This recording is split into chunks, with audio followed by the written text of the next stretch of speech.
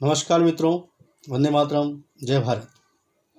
मित्रों, भगवान श्री रामचंद्र जी मर्यादा पुरुषोत्तम पर उनके चरित्र पर आधारित रामायण का कल समापन हुआ और उनके चरित्र को मलिन और धूमिल करने के लिए आज एक नया खेल प्रारंभ होगा जिसका नाम है उत्तर रामायण।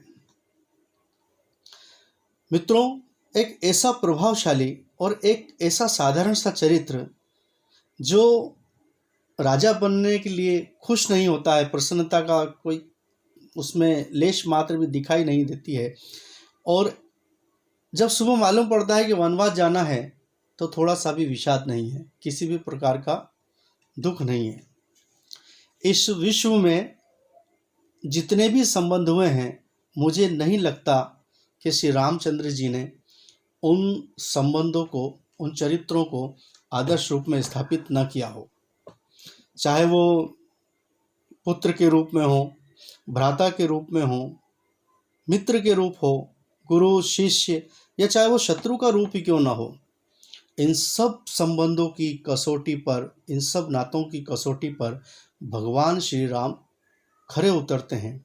और ऐसे खरा उतरने वाले व्यक्ति के बारे में यदि ये कहा जाए कि वह गर्भावस्था में अपनी पत्नी को त्याग दें तो यह कदापि संभव नहीं है। आपको याद होगा,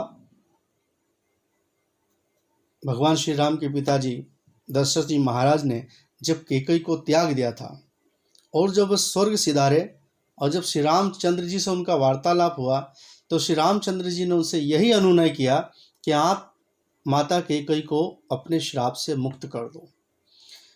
नारी जाति का इतना सम्मान करने वाले भगवान श्री राम क्या अपनी पत्नी को त्याग सकते हैं?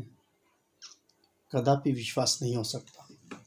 और मित्रों, ये जितनी भी रामायण हैं, चाहे वो वाल्मीकि रामायण हो, तुलसीदास जी कृत द्वारा रामचरितमानस हो, कंबन के रामायण हो, बंगाली रामायण हो, किसी भी रामायण में इस उत्तरकांड का ये प्रेरक प्रसंग नहीं है कि भगवान श्री राम ने सीता जी को त्याग दिया, वह आश्रम चली गई, लव कुश हुए, उनके बीच में उनका युद्ध हुआ। कहीं भी ये नहीं लिखा है। हाँ, लेकिन जो अनुवाद हुआ जिन ग्रंथों में, उनमें अवश्य ये चीज़ पाई जाती है।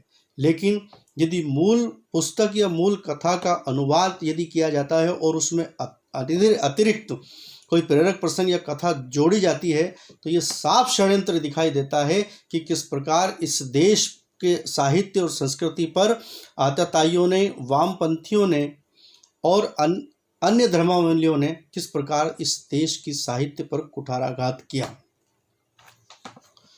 आपको याद होगा, जब भगवान श्री राम और सीता माता के विवाह के पश्चात प्रथम रात्रि मिलन पर भगवान श्री राम उन्हें एक वचन देते हैं। वे कहते हैं कि हे सीते, मेरे रघुकुल में सब राजाओं ने बहु विवाह किया है, अनेक पत्नियां रखने की परंपरा है, लेकिन मैं तुम्हें वचन देता हूं कि मेरे जीवन में तुम्हारे अतिरिक्त कोई भी स्त्री नहीं रहेगी पत्नी के रूप में।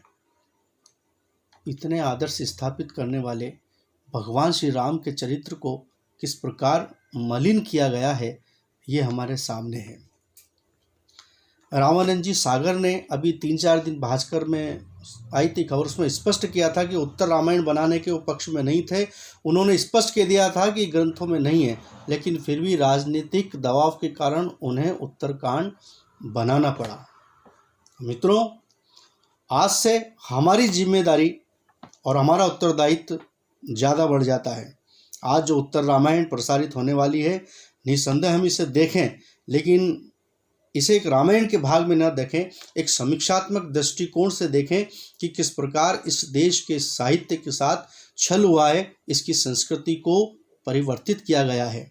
हम अपने परिवार को बताएं, अपने बच्चों को भी बताएं कि ये देखें, लेकिन इसे रामायण का भाग न मानें। यही आपसे विनय है। जय भारत, वंदे मातरम, जय श्री राम।